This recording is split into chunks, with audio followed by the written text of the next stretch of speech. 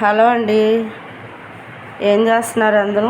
ఇదిగోండి, రాత్రి అన్నం మిగిలింది కదా, మనకి అన్నం మిగిలినప్పుడు మనము పడేయకుండా ఇలాగా అన్నం మెత్తగా చేసి దాంట్లో జీలకర్ర, కొత్తిమీర, కరివేపాకు, కాస్త ఉప్పు, కారం అన్నీ వేసి ఇలా మిక్సీ వేసుకొని ఇలాగా పెట్టుకోండి.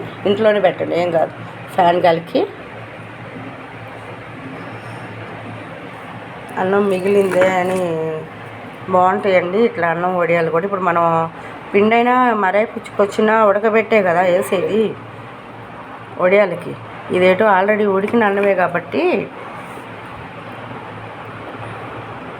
ఇలా వేసుకుంటే బాగుంటుందండి. ఇలా ఒకసారి ట్రై చేయండి. అన్నం మట్టుకు పడేయద్దు ఎట్టి పరిస్థితుల్లో కూడా. ఒక్క గుప్పుడు మిగిలిందనుకోండి, కొంచెం నీళ్ళు వేసి పిసికి, కొద్దిగా నీళ్ళు వేసి పిసికి ఫ్రిడ్జ్లో పెట్టండి.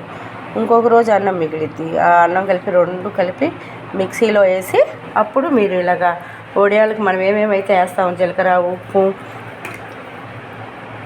కారం, పచ్చిమిర్చి కారం ఉంటే పచ్చిమిర్చి కారం వేసుకోండి. లేదు ఆ టయానికి మాకు పచ్చికారం ఏముందంటే ఎర్రకారం పచ్చిదే వేసుకోండి, ఏం కాదు. ముందు మనం పడేయకుండా చేస్తున్నామా లేదా అనేదే కావాలి ఏదైనా సరే. ఇప్పుడు బియ్యం అన్ని రేట్లు పెరిగినాయి కదా.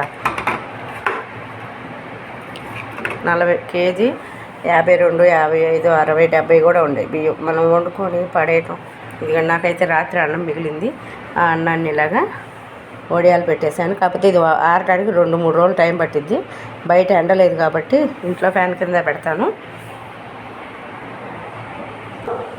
ఇదిగోండి, నేనైతే ఇది మా బొడ్డోళ్ళది దోమతెరది ఉంది.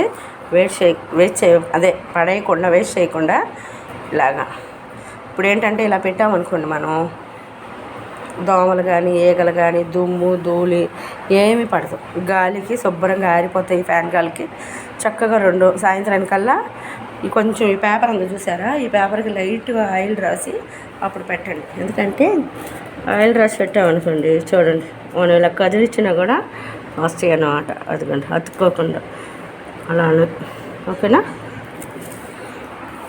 అట్లా పెట్టుకోండి. ఇంట్లో మట్టికి ఉంటే ఇలాంటి పిల్లలు ఉంటాయి కదా, పడేయకుండా మీరు ఇలా చెక్ చేసుకుంటే బాగుంటుందండి. ఈ ఐడియా బాగుందా? మీకు నచ్చిందా? పెట్టుకుంటాం కానీ ఇలా గొంగుడు ఏం చేస్తామంటే పిల్లలకే పెడతాము ఇది వారా. కానీ ఇది ఎట్లాంటి వాటికి కూడా పనికి వస్తుంది.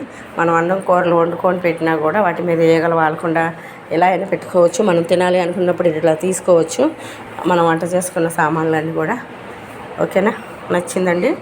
నచ్చితే లైక్ చేయండి, షేర్ చేయండి, సబ్స్క్రైబ్ చేసుకోండి. ప్లీజ్ సపోర్ట్ చేయండి. మన ఛానల్ కొత్తగా చూస్తున్న వాళ్ళు సబ్స్క్రైబ్ చేసుకోండి. బాయ్.